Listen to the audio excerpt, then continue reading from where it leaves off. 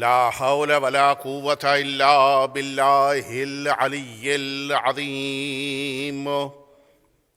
حسبنا الله ونعم الوكيل، نعم المولى ونعم النصير.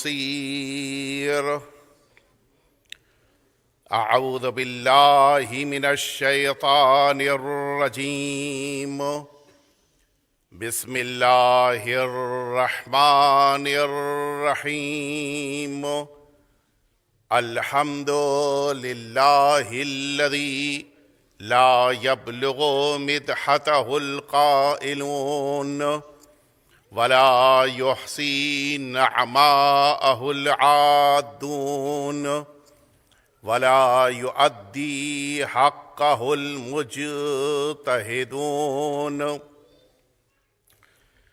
ثم الصلاة والسلام والتحية والإكرام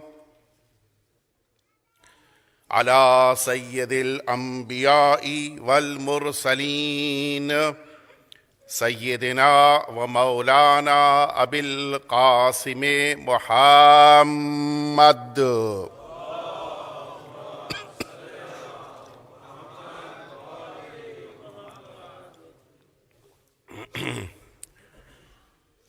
صلی اللہ علیہ وعلی اہل بیتہ الاطیبین الانجبین الذین اذهب اللہ عنہم الرجس وطہرہم تطہیرا. اللہم صلی علی محمد. لا سیما الامام المبین بقیت اللہ فی الارضین ارواحنا و ارواح العالمین لتراب مقدمہ الفداء واللعنۃ الدائمۃ الباقیہ علی اعدائہم اجمعین. اما بعد فقد قال رسول اللہ صلی اللہ علیہ وآلہ ان الحسین مصباح الہدی وسفینۃ النجاہ. مل جل کے صلوات بھیج دیئے آپ حضرات.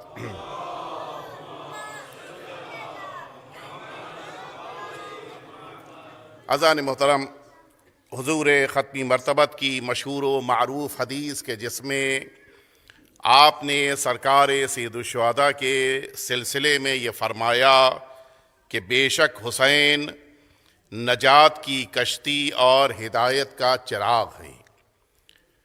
دنیا میں اللہ رب العزت نے جس سلسلہ ہدایت کو قرار دیا، اس سلسلہ ہدایت میں تمام ہستیوں کو اپنی بارگاہ سے بھیجنے کے بعد خاص طور سے ائمہ اطہار کو اور اہل بیت اطہار کو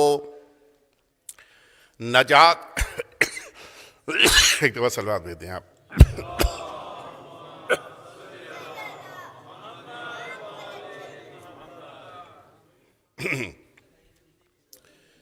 خاص طور سے اہل بیت اطہار کو اللہ رب العزت نے نجات کی کشتی قرار دیا.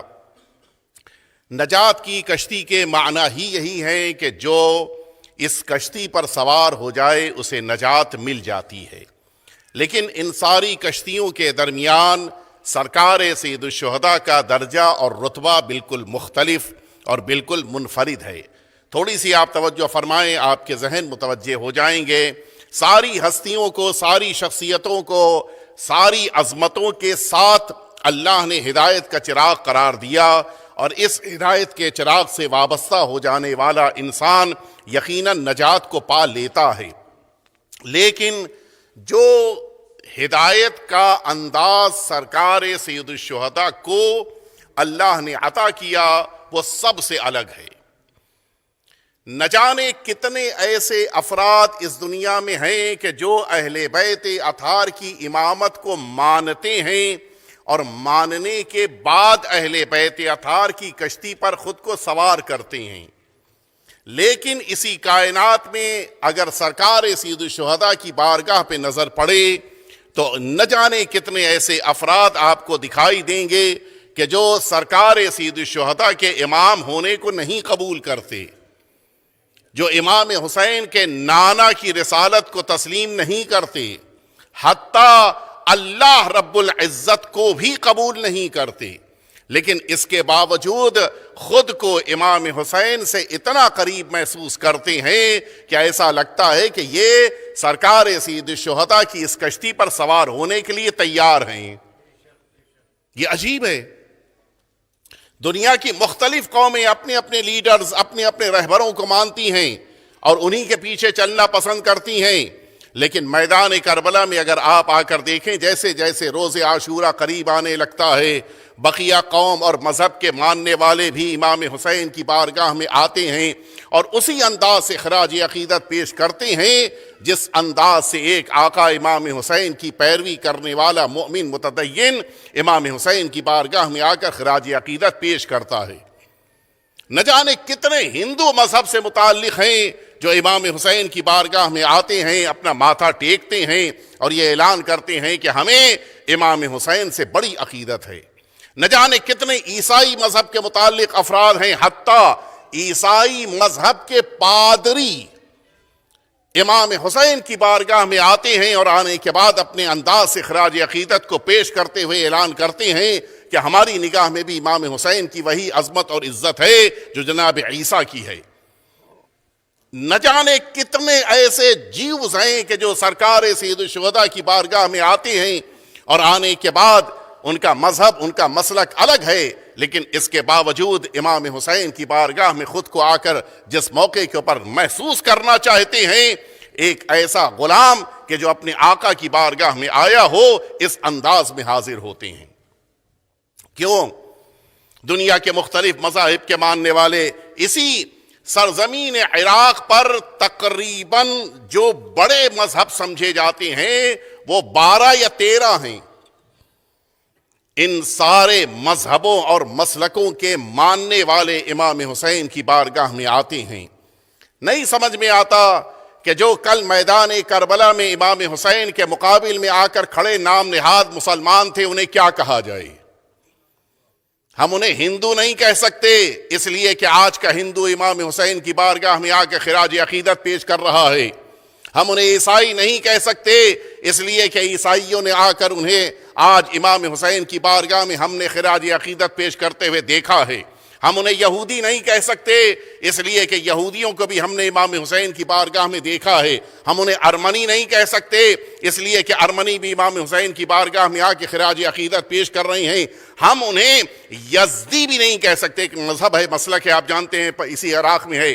ہم انہیں یزدی بھی نہیں کہہ سکتے اس لیے کہ ہم نے انہیں بھی امام حسین کی بارگاہ میں آ کر سر نیاز کو خم کرتے ہوئے دیکھا ہے۔ اس کے معنی ہے کل جو میدان کربلا میں امام حسین کے سامنے آئے تھے، لاکھ دنیا انہیں مسلمان کہے لیکن ان کے عمل کے ذریعے سے پتہ چلا کہ وہ دنیا کے کسی بھی مذہب و مسلک کے ماننے والے نہیں ہیں، بلکہ لفظ صحیح کہہ کر کہہ دوں کہ انہیں انسان بھی نہیں کہا جا سکتا ہے۔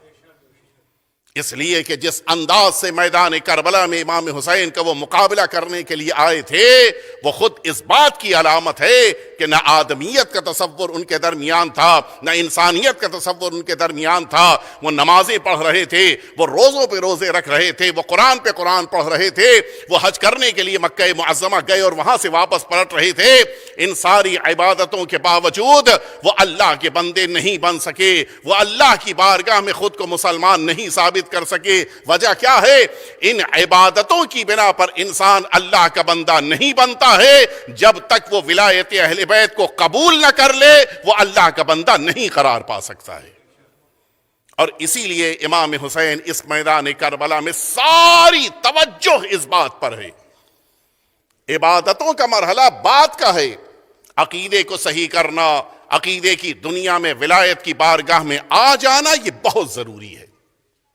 اور اسی لیے یہ جو بعض ذہنوں میں تصور پایا جاتا ہے کہ جس نے بھی توحید کا کلمہ اپنی زبان پہ جاری کر لیا وہ شخص اللہ کی بارگاہ میں مقبول ہو گیا، کامیاب ہو گیا، نہیں، ایسا نہیں ہے۔ یہی بحار الانوار یہ روایت موجود ہے کہ جس موقع کے اوپر ہمارے اور آپ کے 8ویں امام امام علی رضا علیہ الصلوۃ والسلام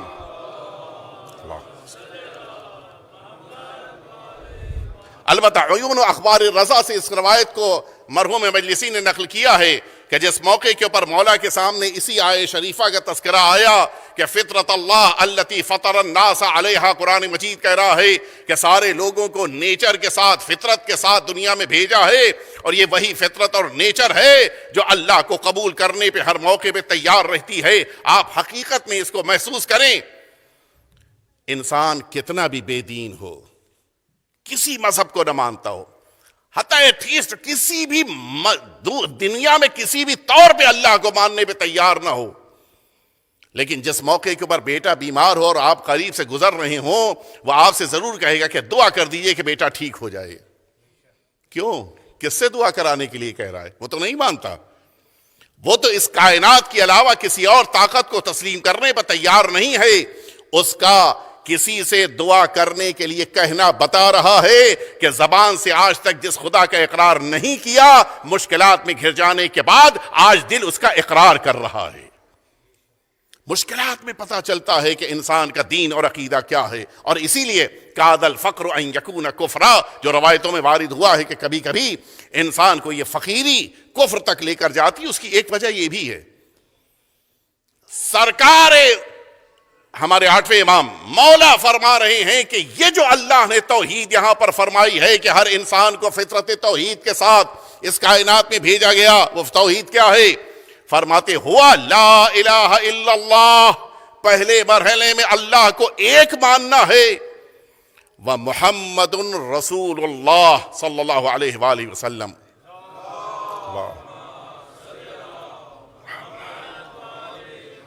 دوسرے مرحلے میں اللہ کے نمائندے عظیم الشان پیغمبر کو تسلیم کرنا ہے، اور پھر فرماتے وعلی امیر المؤمنین، اور تیسرے مرحلے میں سرکار امیر المؤمنین کی امارت، ولایت اور امامت کو تسلیم کرتے ہوئے اقرار کرنا ہے۔ اس کے بعد بڑا قیمتی جملہ ہے، مولا فرماتے الہ آہن التوحید، جس توحید کو پروردگار نے سارے انسانوں کی فطرت میں رکھا ہے، وہ توحید امیر المؤمنین کے اقرار پہ آ کر مکمل ہوتی ہے۔ توحید صرف اللہ کے اقرار کا نام نہیں ہے، توحید صرف رسول اللہ کے اقرار کا نام نہیں ہے، توحید امیر المؤمنین اور ائمہ اطہار کی ولایت کو تسلیم کر لینے کا نام ہے۔ جب انسان قبول کر لیتا ہے تب جا کر یہ کہہ سکتا ہے کہ میں اللہ کی توحید کا اقرار کر رہا ہوں۔ اور اب میں ظاہر ہے کہ میرا معزز مجمع، میں التماس کروں گا کہ تھوڑا سا آپ آگے سمٹ آئیے تاکہ بعد کے مومنین کو بیٹھنے کا موقع مل جائے، اور پھر اگلے مرحلے تک میں آپ کو لے کے آ گیا۔ مل جل کے صلوات بھیجیے اور آگے سمٹ آئیے آپ حضرات۔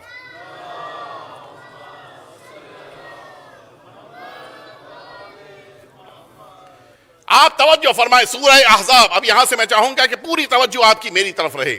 سورہ احزاب، ارشاد رب العزت ہو رہا ہے کہ قل ان کنتم تحبون اللہ فاتبعونی، اے پیغمبر آپ ان سبھی تک یہ پیغام پہنچا دیجئے کہ اگر تمہارے دلوں میں اللہ کی محبت پائی جاتی ہے تو کیا کرو؟ میرا اتباع کرو، میری پیروی کرو۔ غور فرمائے آپ نے، کائنات میں دو ہی چیزیں اللہ نے رکھی ہیں، یا اللہ سے محبت یا اللہ کے دشمنوں سے نفرت، کہ جس کو تولا اور تبرہ کہا جاتا ہے۔ اللہ اور اللہ والوں سے محبت ہے تو یہ تولا ہے، اللہ اور اللہ کے چاہنے والے جتنے بھی، اللہ کے اولیاء جتنے بھی ہیں، ان کے دشمنوں سے نفرت ہے تو یہ تبرہ کہلائے گا۔ ہم کیسے بتائیں کہ ہمارے دلوں میں اللہ کی محبت ہے؟ کیسے پتا چلے؟ کوئی طریقہ کار، کوئی ثبوت، کوئی پروف کیا ہے ہمارے پاس؟ فرمایا اے پیغمبر آپ ان سے کہہ دیجئے کہ ان کنتم تحبون اللہ، اگر تم سب اللہ سے محبت کرتے ہو فاتبعونی، میرا اتباع کرو، میری پیروی کرو۔ یہ کون سی اصول کی بات ہے؟ یہ کون سی اصل ہے؟ یہ کیا پرنسپل ہے؟ ہم نے تو دنیا میں یہ دیکھا ہے کہ انسان جس سے محبت کرتا ہے اس کے پیچھے چلتا ہے، یہی تو طریقہ کار ہے۔ اور اسی لیے کبھی کبھی باپ اپنے بیٹے سے کہتا ہے بیٹا تم کو مجھ سے محبت نہیں ہے. ڈیڈی کیا کہہ رہے ہیں آپ؟ نہیں، اگر مجھ سے محبت ہوتی تو میری بات مانتے. اس کے معنی ہے کہ دنیا یہ سمجھتی ہے کہ جب تک بات نہ مانی جائے تب تک محبت نہیں ہے. یہاں تو عجب طریقہ کار ہے. اللہ نے یہ نہیں کہا کہ اگر اللہ سے محبت ہے تو اللہ کا اتباع کرو. نہیں، یہ نہیں فرمایا، بلکہ یہ فرمایا کہ اللہ کے محبت کا ثبوت دینا ہے تو تمہیں رسول اللہ کا اتباع کرنا ہوگا، رسول اللہ کو فالو کرنا ہوگا. کیوں؟ اچھا، ایسا بھی نہیں ہے کہ قرآن مجید میں اللہ نے یہ نہ فرمایا ہو کہ اللہ کی بات کو مانو. ایسا نہیں، اطیع اللہ کہا ہے قرآن مجید نے، اور کئی دفعہ کہا ہے من اطاع الرسول فقط اطاع اللہ. جس نے اللہ کے رسول کے اطاعت کر لیا، اللہ کی اطاعت کیا. اطیعوا اللہ و اطیعوا الرسول و اولی الامر منکم. تم اللہ کی اطاعت کرو، اللہ کے رسول کی اطاعت کرو، صاحبان امر کی اطاعت کرو. اللہ کی اطاعت کا حکم ہے. یہاں بھی کہہ سکتا تھا کہ اللہ سے محبت ہے، اللہ کا اتباع کرو، لیکن نہیں کہا. عجیب ہے، بڑے آرام سے کہا جاتا. ہوتا بھی یہی ہے، جس کی محبت اس کا اتباع، دنیا کا طریقہ کار اس کے اوپر روش قائم ہو جاتی. کہا نہیں، یہ نہیں ہوگا. اصل وجہ کیا ہے؟ اللہ نے اطاعت کا تو حکم دیا ہے، اتباع کا حکم نہیں دیا. اب اس سے آپ متوجہ ہو گئے کہ یہ دو لفظیں بظاہر ایک جیسی لگتی ہیں لیکن الگ الگ ہیں. جس کو آپ اپنی زبان میں بھی، میں بھی ترجمہ کروں گا تو آپ اپنی زبان میں بھی اس کو بڑی اچھی طرح سے محسوس کر سکتے ہیں. اطاعت کرنا اور ہوتا ہے، اتباع کرنا اور ہوتا ہے.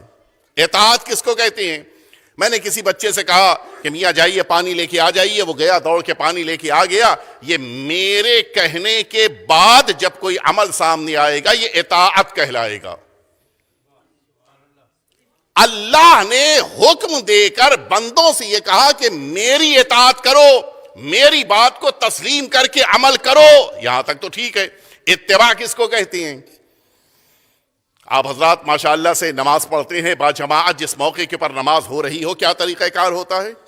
جیسے ہی نماز شروع ہوئی، پیش نماز نے کہا اللہ اکبر.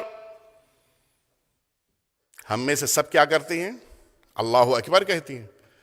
کیا پیش نماز نے ہم سے گھوم کر کہا تھا کہ اب اللہ اکبر کہو؟ ہم نے کہا نہیں، نہیں کہا تھا. اس نے رکوع میں گیا، ہم بھی ان کے پیچھے پیچھے رکوع میں گئے.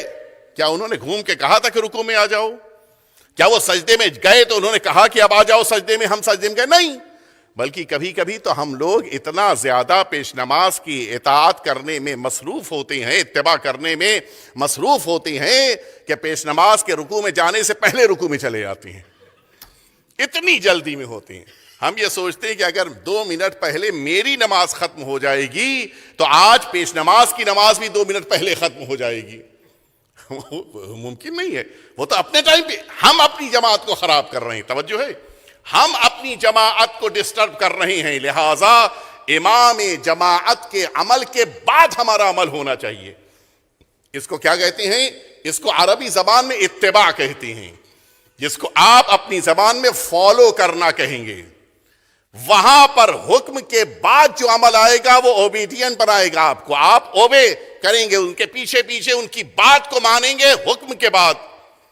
لیکن جب کسی کے کام کو دیکھ کر کام کیا جائے تو اس کو کہتے ہیں فالو کرنا، اس کو کہتے ہیں اتباع کرنا. آپ متوجہ ہوئے؟ اللہ نے اسی لیے اپنی اطاعت کا حکم دیا ہے، اپنے اتباع کا حکم نہیں دیا. اس لیے کہ اطاعت سے پہلے حکم پروردگار ہونا چاہیے. جو ممکن ہے حکم پروردگار آ گیا اطاعت کر لیں گے، لیکن اتباع کے لیے، فالو کرنے کے لیے ضروری ہے کہ پہلے عمل ہو اور پھر اس عمل کو دیکھ کر لوگ عمل انجام دے تو اتباع کہلائے. چونکہ ذات پروردگار کے وہاں عمل کی گنجائش نہیں ہے، بلکہ میں لفظیں بدل کر کہہ دوں، اتباع کرنے میں نقش قدم کو دیکھ کر قدم رکھنا ہوتا ہے. نقش قدم کے لیے قدم کی ضرورت ہوتی ہے، چونکہ ذات پروردگار کے وہاں قدم کی گنجائش نہیں ہے. لہذا اللہ نے اطاعت کا تو حکم دیا ہے، اتباع کا حکم نہیں دیا ہے. آپ نے توجہ فرمائی؟ یہ ایک علمی مسئلہ کہ جو آپ کے سامنے اس لیے پیش کیا کہ آپ متوجہ ہو جائیں. اصل مرحلے تک اب میں لے کے آپ کو آ رہا ہوں. اللہ کی اطاعت تو ممکن ہے، اتباع ممکن نہیں ہے. اور یہ ذہن میں رہے، اتباع کرنے کے لیے، فالو کرنے کے لیے آگے آگے کوئی چلنے والا ہونا چاہیے، تبھی ہم اس کے پیچھے چلیں تو یہ اتباع کرنا کہلائے گا۔ اللہ نے اسی لیے رسول اللہ کے سارے کاموں کو دیکھ کر کام کرنے کے لیے کہا ہے۔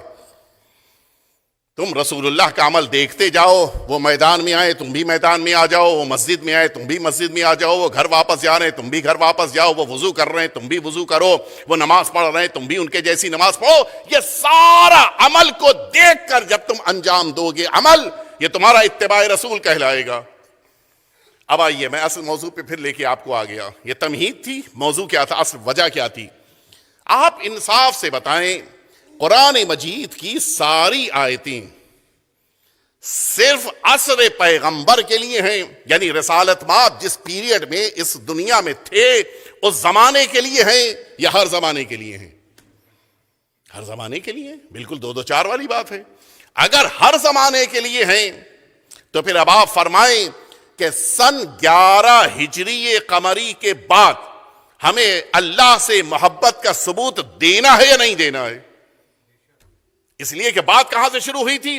ان کنتم تحبون اللہ فاتبعونی، اے پیغمبر آپ ان سے کہیے کہ اگر تمہیں اللہ سے محبت ہے تو میرا اتباع کرو۔ سن 11 ہجری کے بعد اس امت کو یہ آیت پڑھنی ہے یا نہیں پڑھنی؟ کہاں پڑھنی ہے؟ کیوں پڑھنی ہے؟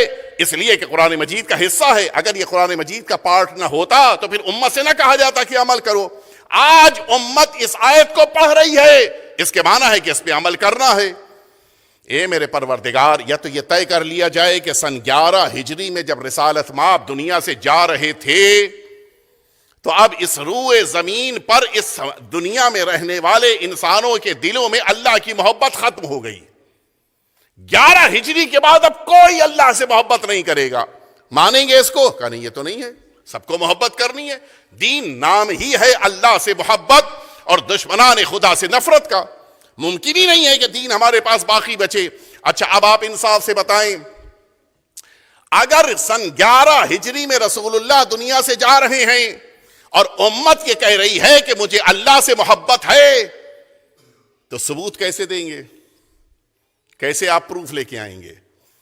ایک راستہ اور ان دا بریکٹ میں عرض کر دوں، شاید کسی کے ذہن میں پیدا ہو جائے۔ ہم یہ سوچیں کہ جو باتیں اصحاب پیغمبر نے بیان کر دیا ان سے سن کر ہم جب عمل کریں گے تو رسول کا اتباع ہو جائے گا۔ نہیں، سن کر جو کام کیا جاتا ہے وہ کیا کہلاتا ہے؟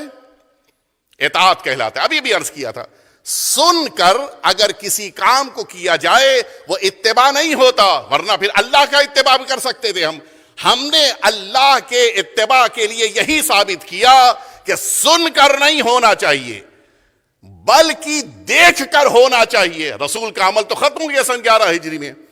اب کوئی نماز رسول کو دیکھ کے نہیں پڑھ سکتا، اب روزہ کوئی رسول کو دیکھ کے نہیں کھول سکتا، قرآن کوئی رسول کو دیکھ کے نہیں پڑھ سکتا، حج کوئی رسول کو دیکھ کے نہیں انجام دے سکتا۔ کیوں؟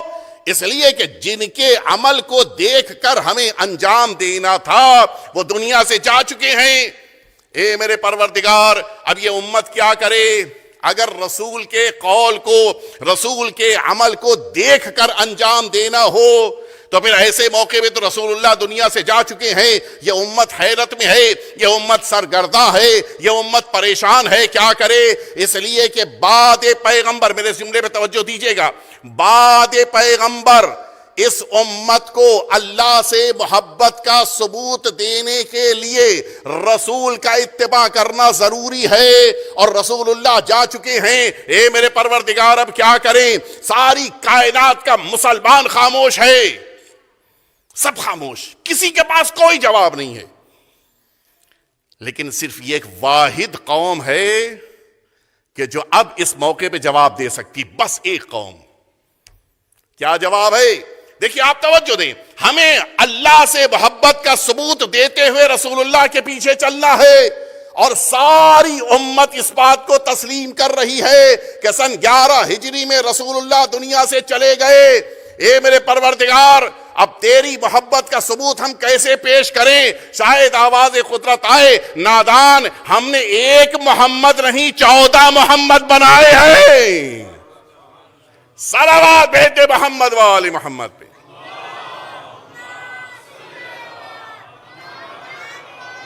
اب آپ سمجھے کیوں رسول اللہ نے فرمایا تھا کہ اولنا محمد وآخرنا محمد واوسطنا محمد وکلنا محمد. ایک کے جانے کے بعد دوسرا بھی جو تمہارے سامنے آئے گا وہ ہو بہو پیغمبر جیسا ہوگا. اور اس کی دلیل ہمارے پاس موجود، امت نے اقرار کیا ہے، معمولی بات نہیں ہے.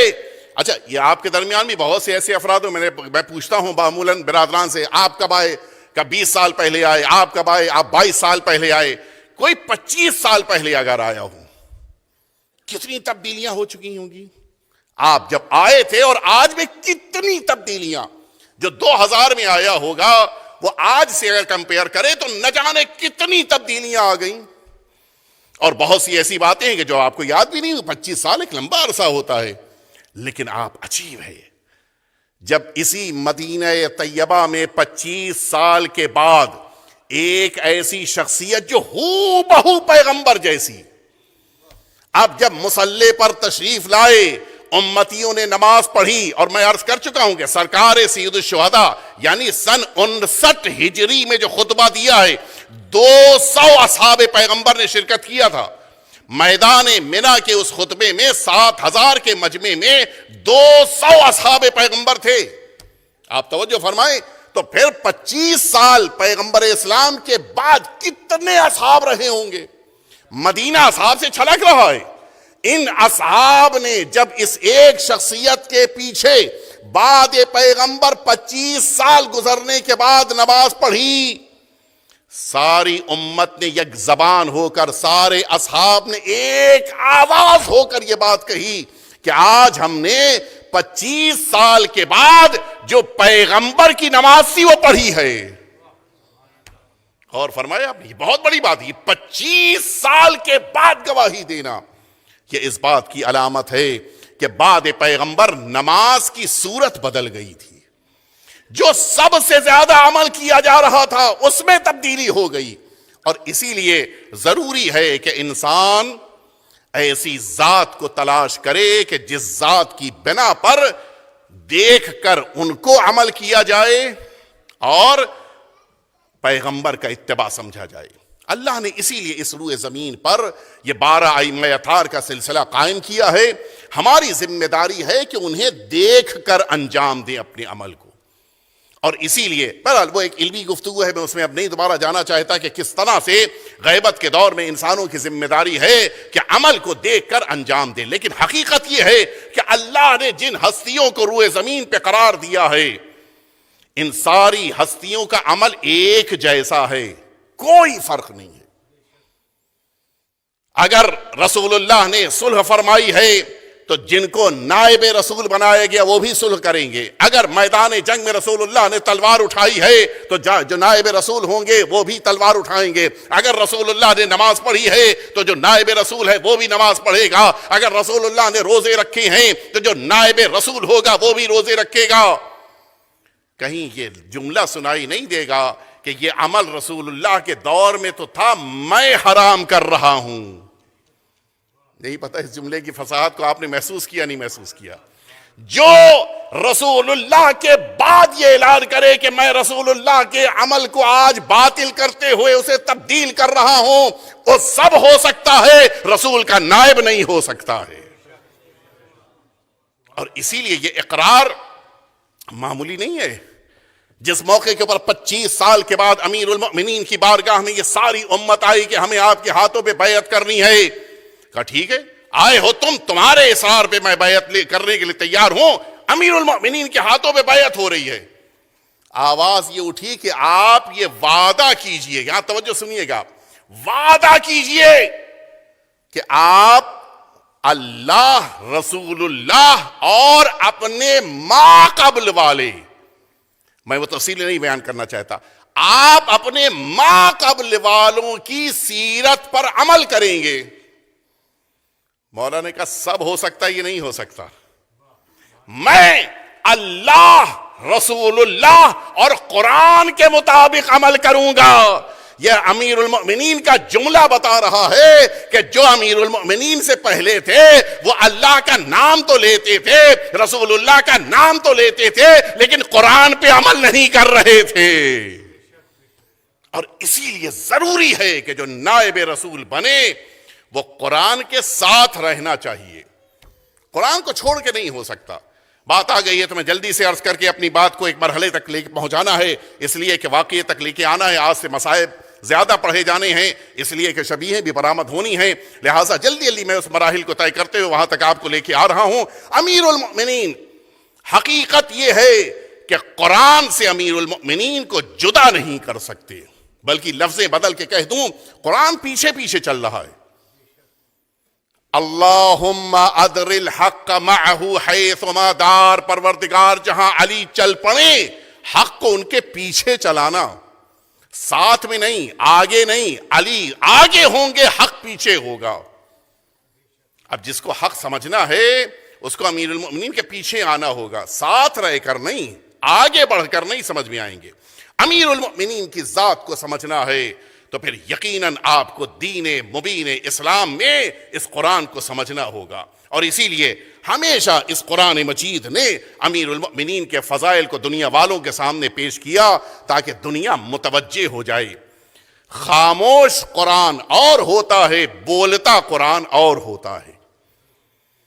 اللہ نے یہ واقدی ایک بہت بڑا مورخ گزرا ہے، اور جس کی تاریخ بڑی اہمیت رکھتی ہے تمام امت مسلمہ میں، انہوں نے ایک جملہ لکھا ہے اپنی کتاب میں کہ حضور اکرم کو اللہ نے 2 معجزے دیے تھے 2 قرآن کی شکل میں۔ ایک وہ قرآن کہ جو بولتا ہے، ایک وہ قرآن جو خاموش ہے۔ خاموش قرآن یہی دفتیوں میں موجود تحریر شدہ ہمارے درمیان موجود قرآن ہے۔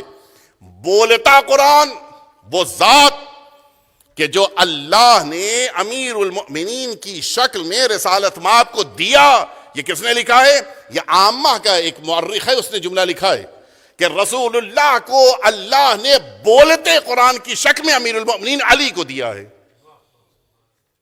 قرآن بتائے گا، علی کر کے دکھائیں گے۔ قرآن کی آیت تم پڑھو گے، امیر المؤمنین کا عمل تمہیں بتائے گا کہ یہ آیت کیا کہہ رہی ہے۔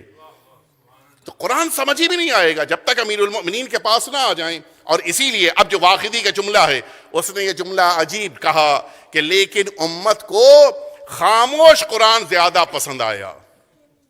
کیوں پسند آیا؟ یہ دیکھیے مزاج کفر ہے، اور اس لفظ کو محسوس کیجئے گا، مزاج کفر تھا کہ جس کی بنا پر خاموش قرآن کو لیا امت نے۔ مزاج کفر کیا ہے؟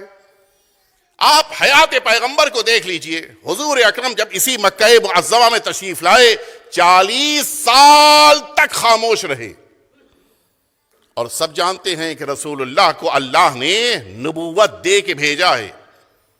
اعلان رسالت کا اختیار نہیں ہے، لیکن نبوت آپ کے پاس ہے۔ نبوت تو تب سے ہے جب جناب آدم نہیں تھے، تو نبی ہیں، لیکن آپ دکھا دیجئے 40 سال کے دوران کبھی رسول اللہ نے کہا ہو کہ میں فلاں آیت کا ذمہ دار ہوں، میں فلاں عمل کا ذمہ دار ہوں، میں اللہ کی طرف سے نبوت لے، کوئی جملہ نہیں ہے آپ کا۔ اور اب نتیجہ کیا ہے؟ ساری امت، گویا لفظ شاید مناسب ہو کہ سارا مکے کا مجمع ہے جو رسول اللہ کے ہاتھوں پہ بیعت کر رہا ہے۔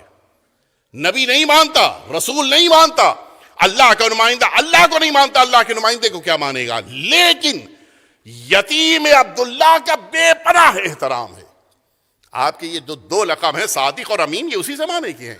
صادق یعنی سچا، امین یعنی امانت دار۔ عالم یہ تھا کہ اگر کسی سے گواہی دلوانی ہوتی تھی رسول اللہ سے گواہی دلواتے تھے، اور امانت داری کا عالم یہ تھا کہ اگر کوئی پردیس جا رہا ہو، اشد کفرن، شدید ترین کافر بھی اپنی امانت لا کے آپ کے پاس رکھاتا تھا۔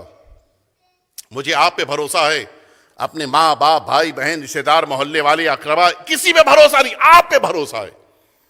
40 سال تک اس مکے کے رہنے والوں کی نگاہ میں رسالت مآب کا یہ درجہ ہے، اور پھر اچانک 40 سال کے بعد کیا ہوا؟ جو امانتیں رکھا رہے تھے وہ پتھر مارنے لگے، جو سچا مان رہے تھے وہ راستے میں کانٹے بچھانے لگے، جو آپ کی صداقت کی قسمیں کھاتے تھے وہ آپ کو قتل کرنے کے لیے ننگی تلواریں لے کے آ گئے۔ یہ کیا ہوا؟ کیوں تب بدل گئے؟ کہا ابھی تک رسول اللہ خاموش تھے، سب ان کو مانتے تھے، بولنا شروع کیا سب دشمن ہو گئے. آپ نے توجہ فرمائی؟ اس کے معنی ہے مزاج کفر خاموشی کو پسند کرتا ہے، بولنے کو پسند نہیں کرتا ہے. اب تعجب نہ کیجئے گا کہ بعد پیغمبر کیوں بولتے ہوئے قرآن کو امت نے چھوڑ دیا، خاموش قرآن کو لے لیا. وجہ یہی ہے قرآن کے سامنے تم برائیاں کرو گے، قرآن خاموش رہے گا. امیر المؤمنین علی کے سامنے برائی کرو گے تو وہ سزائیں دیں گے.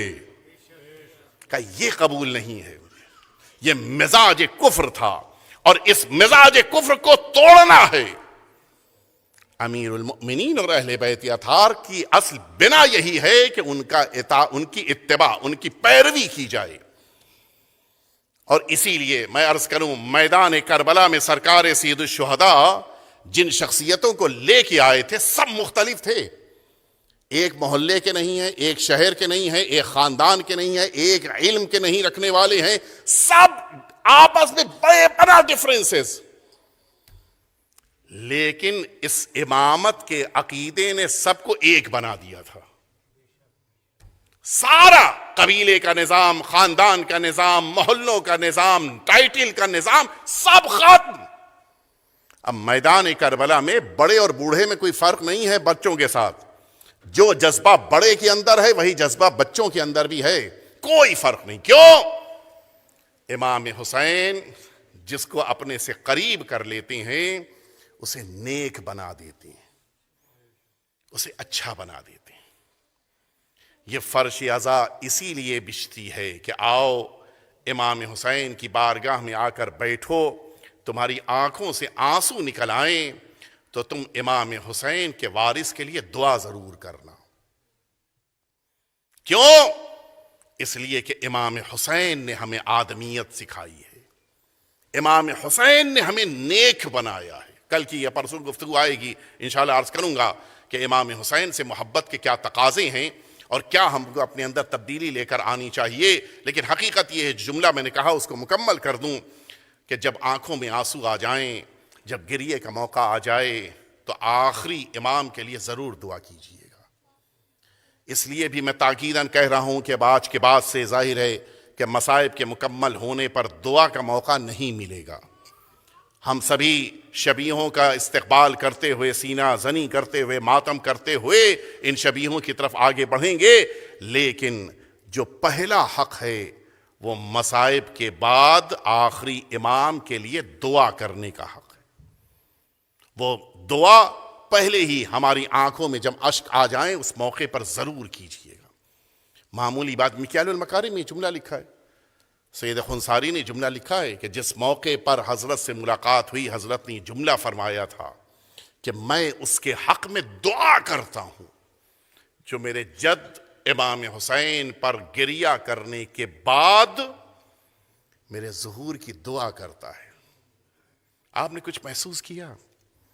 یعنی اس کے معنی ہے کہ جب ہم گریہ کر رہے ہوں لائٹس آف ہوتی ہیں، شاید ہمارے بغل میں بیٹھے ہوئے انسان کو بھی نہیں پتا ہوتا کہ ہم رو رہے ہیں نہیں رو رہے ہیں، لیکن وارث حسین ہمیں دیکھ رہا ہوتا ہے.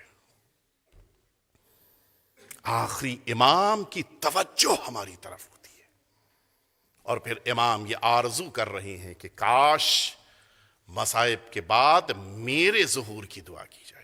ضرور دعا کیجئے گا جس کی زبان اللہ کی بار. یقین جانیے ساری دعاؤں کی بنیاد یہی ہے، بقیہ کوئی دعا آپ نے نہیں کیا تو سب مل جائے گی. یہ ایک دعا ضرور اللہ سے کیجئے گا. آئیے میں آپ کو لے کے چلوں جلدی جلدی، اس لیے کہ وقت کم بچا ہے. میں آپ کو لے کر چلوں آقا کی بارگاہ میں. حقیقتاً امام حسین بدل دیتے ہیں اور 180 ڈگری چینجنگ آتی ہے. وہ تھوڑی بہت والی چینجنگ نہیں ہے، مکمل چینجنگ. جناب حر کو آپ نے بدلتے دیکھا، جناب زہیر ابن قین کو آپ نے بدلتے ہوئے دیکھا. نہ جانے کتنے افراد تاریخ بشریت میں ہیں جنہیں امام حسین نے بدل دیا ہے. میں آج ایک واقعہ عرض کرنا چاہ رہا ہوں، ابھی کچھ سالوں پہلے کا، تقریباً شاید ممکن ہے کہ 30-35 سال پہلے کا واقعہ. اسی تہران میں ایک عظیم الشان ہمارے مجتہد گزرے ہیں، آیت اللہ العظمیٰ سید احمد خنساری حافظ رحمت اللہ علیہ. بڑے عظیم عالم دین تھے، بے پناہ بزرگ تھے اور بے پناہ ان کی عظمت تھی. لوگ ان کے پاس آتے تھے گناہگار اور واپس جاتے تھے نیک بن کر. یہ بہت کم لوگوں کے ساتھ یہ خصوصیت ہوتی ہے, بہت کم ایسے افراد دنیا میں ہیں, ورنہ جیسا آیا انسان واپس ویسے ہی جاتا ہے. عجیب شخصیت, زبان میں بڑا اثر تھا. ایک بار ان کے پاس ایک شخص آیا اور اس نے کہا کہ سرکار میں آپ کے پاس آیا ہوں اپنے بھائی کی شکایت لے کر. اچھا, آپ جانتے ہیں کہ غیبت کرنا حرام ہے, لیکن اصلاح کے لیے بات بیان کرنا اس کی اجازت ہے. میں اس لیے آپ کے پاس آیا ہوں تاکہ آپ میرے بھائی کو تبدیل کر دیں, کچھ چینجنگ اس میں آ جائے. کیا ہوا, کیا ہو گیا اس کے اندر؟ کہا اس تہران میں جس محلے میں رہتا ہوں اس محلے کا سب سے بڑا بدماش ہے, سب سے بڑا گنڈا ہے, اس سے زیادہ پست کوئی انسان نہیں ہے. کہ آپ جس بھی گناہ کا نام لیں گے وہ گناہ وہ کر چکا ہے, اور صرف کر نہیں چکا, کرتا رہتا ہے. اس کے عام گناہوں میں سے ایک گناہ شراب پینا ہے. رات میں شراب پی کے دوپہر میں نشے میں پڑے رہنا, یہ اس کا عام مشغلہ ہے. آپ سے بس اتنی. اچھا, ہم لوگوں نے سوچا کہ شاید ہو سکتا ہے کہ شادی ہو جائے تو کچھ اس کے اندر تبدیلی پیدا ہو جائے. ہم لوگوں نے شادی کر دی, حالات اور بگڑ گئے. اب تو ایک اور شکایت کرنے والی گھر میں آ گئی, وہ صبح شام شکایت کرتی کس سے میری شادی کر دی ہے. سرکار بس آپ سے اتنی التماس ہے کہ ہم لوگ اس کو لے آئیں گے آپ کے پاس, آپ کچھ نصیحت فرما دیں. آپ کی زبان میں اثر ہے, اللہ نے آپ کی زبان میں تاثیر. اسی لیے یہ جو فیملی میٹرز ہوتے ہیں, میں ہمیشہ اس پہ تاکید کرتا ہوں, ان فیملی میٹرز میں علماء کے پاس ضرور بات کو لے کر جایا کیجیے. ہم لوگ آپس میں سوچتے ہیں حل کر لیں, دو چار لوگوں نے چاہا حل کر لیا, خاندان والوں نے حل کرنا چاہا نہیں ہوا, پھر نتیجہ ہوا کہ پھر کہیں اور گئے. میں کہیں اور نہیں کہنا چاہ رہا ہوں کہاں جاتے ہیں, کہیں اور گئے, معاملہ خراب ہوا اور پھر طلاق ہو گئی. کم از کم اس سے پہلے ایک بار عالم کے ساتھ بیٹھیے, بیان کی. اسے کہ اللہ نے زبان میں تاثیر رکھی ہے, ضروری نہیں کہ وہ 100 جملے کہے تو اثر ہو, کبھی کبھی ایک جملہ بھی اثر کر جاتا ہے. سرکار آپ میرے بھائی کی نصیحت کے لیے کچھ تیار ہو جائیے, ہم لوگ لے آئیں گے, آپ کچھ نصیحت کر دی بدل جائے گا وہ. اور خونساری نے کہا کہ تم جس طرح سے بتا رہے ہو شاید کیس زیادہ بگڑ چکا ہے. میں اپنی زبان میں کہہ رہا ہوں کہ زیادہ معاملہ خراب ہو چکا ہے. اب مجھے نہیں لگتا کہ میں اس کو سمجھاؤں اور وہ سمجھ لے, میرے بس سے باہر ہو چکا ہے, یہ کیس باہر جا چکا ہے. کیا کریں پھر؟ کہ بس ایک کام کرو, اگر اس کام کا فائدہ ہو جائے تو میرے پاس لے آنا, میں نصیحت کروں گا, انشاءاللہ اللہ نے چاہا تو اس کا دل بدل جائے گا. لیکن اگر یہ نہ ہوا پھر ختم, پھر چھوڑ دینا اس کو اس کے حال پہ. پھر تم سمجھ لینا کہ اب اس کو دنیا میں کوئی تبدیل نہیں کر سکتا. کیا کرنا ہے؟ کا ویزا لو, چلے جاؤ اس کو لے کے کربلا, اور امام حسین کی بارگاہ میں زری کے سامنے جب یہ کھڑا ہو تو بس یہ دیکھنا کہ یہ رویا یا نہیں رویا. اگر اس کی آنکھوں میں اشک آ جائے بس سمجھ لینا کہ اب یہ تبدیل ہو سکتا ہے, میرے پاس لے آنا واپس, میں تبدیل کر دوں گا.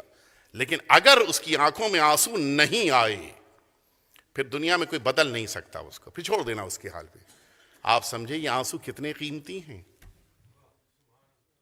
پورے انسان کو بدلنے کی ذمہ داری لیتے ہیں یہ آنسو, معمولی بات نہیں ہے. کچھ دن گزرے, ظاہر ایک لمبا عرصہ درمیان میں گزرا, اور پھر اس کے بعد وہ بھائی پھر آیا ملنے کے لیے ایت اللہ خونساری سے کہ سرکار آپ کے حکم کے مطابق ہم سب اسے کربلا لے کر گئے. کیا ہوا بتاؤ, کیا نتیجہ ملا؟ کہ یہ پہلے مرحلے میں تو بالکل راضی نہیں ہوا, ہم کیوں کربلا جائیں. اچھا, ایسے افراد ظاہر ہے کہ ان کو امام حسین سے کیا محبت, ہم کیوں جائیں کربلا, ہمیں کیا تعلق امام حسین سے. بڑی مشکلوں کے ساتھ, بڑے بہانوں کے ساتھ اس کو راضی کیا. ہم لوگ اس کو لے کر سرزمین عراق پہنچے, عراق سے گزرتے ہوئے مختلف شہروں سے ہم کربلا معلیٰ پہنچے, کربلا میں مسافر خانے میں پہنچے. اب وہ مسافر خانے جانے کے بعد تیاری نہیں ہے امام حسین کی حرم میں جانے, کیوں جائیں ہم, کیا کام ہے میرا وہاں. بڑی زحمتوں مشقتوں کے ساتھ میں نے اس کو راضی کیا کہ چلو کم از کم ایک بار چل کے دیکھ تو لو کہ امام حسین کے حرم میں زری کے پاس ہے, ہوتا کیا ہے, چلو تو. کہ وہ بڑا مذاق اڑاتا ہوا, بڑا ہنستا کھیلتا ہوا ہم لوگوں کے ساتھ مسافر خانے سے نکلا. ہم لوگ امام حسین کے حرم کی طرف جا رہے تو دکانوں میں کھیل رہا تھا, اچھا یہ سامان, یہ تو بڑا اچھا سامان ہے, مذاق اڑا رہا تھا. یہ سامان یہاں بک رہا ہے تو بڑا اچھا سامان ہے, وہ سامان وہاں خریدیں گے اور ہم لوگ لے جائیں گے ایران میں بیچیں گے, فروخت کریں. مذاق بنا رہا تھا ہر چیزوں کا. کہا لیکن جیسے ہی اس کو لے کر امام حسین کے حرم میں داخل ہوئے ایسا لگا کہ پورا وجود اس کا بدل گیا. سر جھکا لیا, اور پھر اب ادھر ادھر دیکھنا کچھ نہیں، سیدھا صرف زمین پہ دیکھتا ہوا وہ امام حسین کی زری کی طرف آگے ہمارے ساتھ بڑھنے لگا، اور جیسے ہی صحن سے گزر کے زری کے اس حصے میں کہ جہاں پر جا کر زائر زیارت پڑتا ہے وہاں پر پہنچا، چیخیں مار کے رونے لگا۔ بس یہی جملہ کہہ رہا تھا کہ امام سے، مولا آپ نے مجھے دیر سے کیوں بلایا، مجھے پہلے کیوں نہیں بلایا؟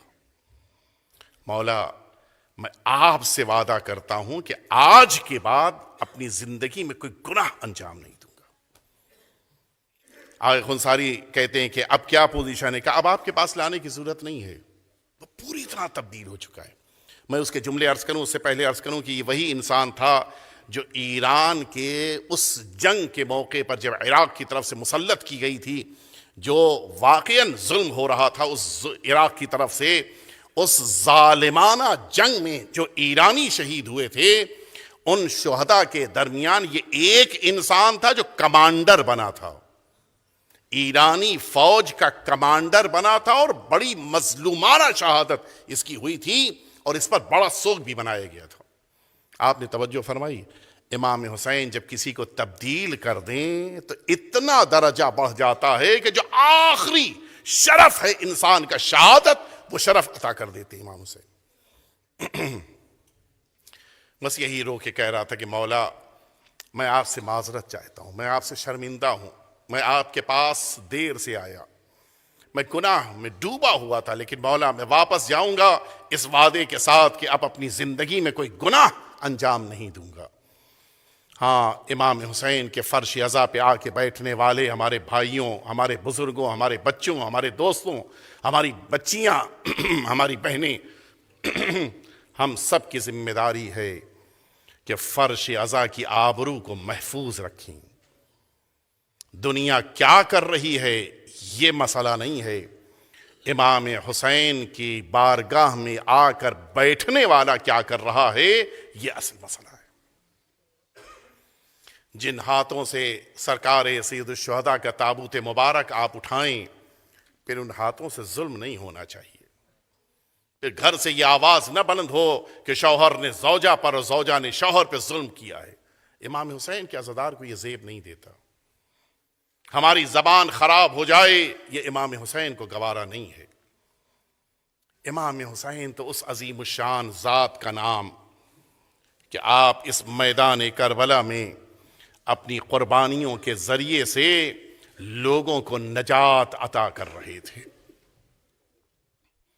اس میدان کربلا میں جہاں جناب حبیب جیسا بزرگ شہادت پیش کر رہا ہے، وہیں اس میدان کربلا میں وہ نونہال علی اصغر بھی اپنی قربانی کو پیش کر کے آواز دے رہا ہے کہ بابا علی اصغر بھی اپنی قربانی کو دے گا، تاکہ مظلومیت کربلا کا ہر ورق اپنی جگہ پہ بشریت کی ہدایت کرنے کے لیے کافی ہو جائے۔ ہاں، امام حسین کے جگر کے ٹکڑے میدان کربلا میں بکھر گئے، بلکہ صحیح لفظ یہ استعمال کروں کہ اے سیدہ، اے زہرا، آئیے میدان کربلا میں دیکھیے، کوئی آپ کا نواسا ہے جو قربان ہو رہا ہے، کوئی آپ کا پوتا ہے جو قربان ہو رہا ہے، کوئی آپ کا بیٹا ہے جو قربانی دے رہا ہے۔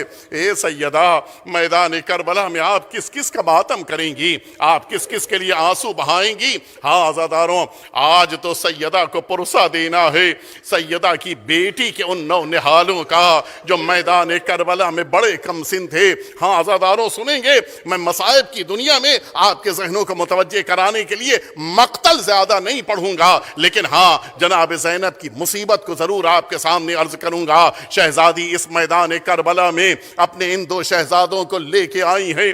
ماں کی کتنی تمنا ہوتی ہے کہ اپنے بچوں کی حفاظت کریں۔ ہاں، اگر ذرا سا پتہ چل جائے کہ محلے میں جھگڑا بھی ہو گیا ہے، ماں گھر کے دروازے بند کر لیتی ہے کہ کہیں بچے گھر سے باہر نہ نکلنے پائے، لیکن یہ عجیب زہرا کی لاڈلی زینب ہے، اپنے بچوں کو تیار کر کے اپنے بھائی کے پاس بھیج رہی ہیں، اور جب بھائی نے کہا اے بچوں جاؤ اپنی ماں کی خدمت کرو، جواب دیتے ہیں اے مامو جان، ہمارے سر پہ امامہ ماں نے باندھا ہے، ہماری کمر میں تلوار ماں نے باندھی ہے، ہمیں یہ عبا ماں نے پہنائی ہے، اور یہ آواز دی ہے کہ جاؤ جا کر مامو پہ خود کو قربان کر دینا۔ امام حسین یہ جملہ پھر فرماتے ہیں کہ جاؤ جا کر ماں کی خدمت کرو. ادھر پشت خیمہ سے آواز آئی اے بھیا اپنی غریب الوطن بہن کی اس قربانی کو اپنی بارگاہ میں قبول کر لیجئے. حسین نے اجازت دی. کیسے اجازت دی ہوگی میں نہیں جانتا, لیکن ہاں یہ شہزادے میدان کربلا کی طرف بڑھے. مقتل پورا آپ کی نگاہوں میں ہے, بڑھ بڑھ کے حملے کر رہے تھے. جانتے ہو کہ ہم کون ہیں؟ ہم علی کے نواسے ہیں. جانتے ہو کون ہیں؟ ہم جعفر طیار کے پوتے ہیں. عجیب انداز میں اپنے رجس کو پڑھتے ہوئے بچے بڑھ رہے تھے. دشمن بڑھ بڑھ کے حملے کر رہے تھے. اچانک یہ محسوس ہوا جب تک یہ دو شہزادے ساتھ میں رہیں گے کبھی بھی دشمن سامنے کھڑا نہیں ہو پائے گا. مل کے حملہ کرو تاکہ یہ دو بھائی آپس میں جدا ہو جائیں. سنو گے عزاداروں, اب جو دشمنوں نے حملہ کیا آن ایک طرف ہو گئے, محمد دوسری طرف ہو گئے. اب موقع مل گیا. دشمنوں نے بڑھ بڑھ کے حملے کیے. آن نے گھوڑے کے گلے میں باہیں ڈالی. دشمنوں کے نرغے میں گھوڑا لے کے جا رہا تھا اور دشمنوں کے حملے ہو رہے تھے. یہ دونوں شہزادے زمین کربلا پہ گرے. خیمے کا رخ کیا. مامو جان اپنے بھانجوں کی خبر لیجئے اور حسین میدان کربلا کی طرف بڑھے.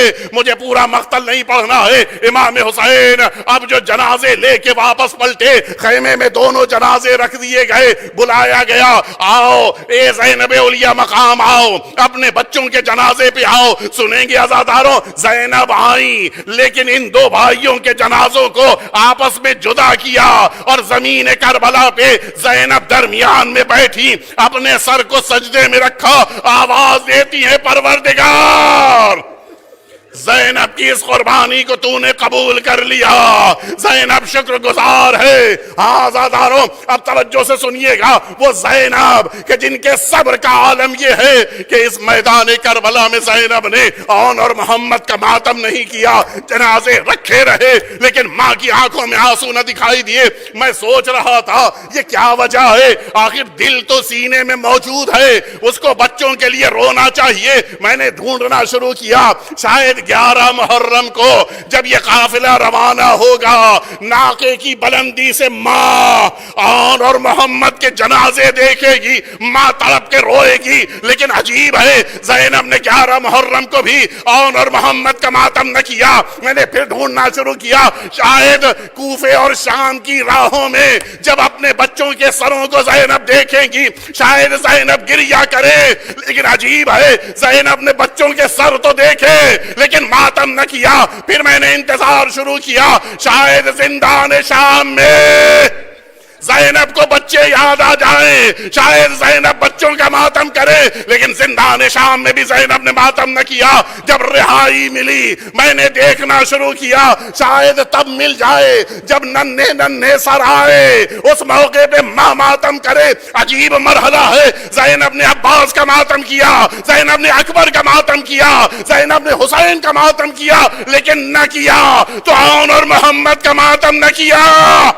میں نے پھر ڈھونڈنا شروع کیا. جب کربلا میں زینب پہنچیں گی شاید بچے یاد آ جائیں, لیکن کربلا میں سب پہ زینب روئی ہے لیکن آن اور محمد کا ماتم نہ ہوا. میں بڑا بے چین کہ آخر وجہ کیا ہے, یہ ماں بچوں کا ماتم کیوں نہیں کر رہی ہے. پتا تب چلا جب یہ قافلہ مدینے پہنچا. زینب نے خود کو اپنے نانا کی لحد پہ پہنچایا. اے نانا, زینب قافلہ لے کے آئی ہے. اور یہ کہتے کہتے زینب نے ساری امانتوں کو رسول اللہ کے حوالے کیا. زینب اٹھی اور اب جب اپنے گھر کی طرف چلی, اپنے گھر میں قدم رکھا. سن سکو گے عزادارو, اب جو چھوٹے چھوٹے حجرے, چھوٹے چھوٹے مصلے, زینب نے خود کو زمین پہ گرا دیا. اے میرے بچوں, زینب ذمہ داری کے بوجھ سے ابھی تک تمہارا ماتم نہ کر سکی. اب زینب زندگی بھر تمہارا ماتم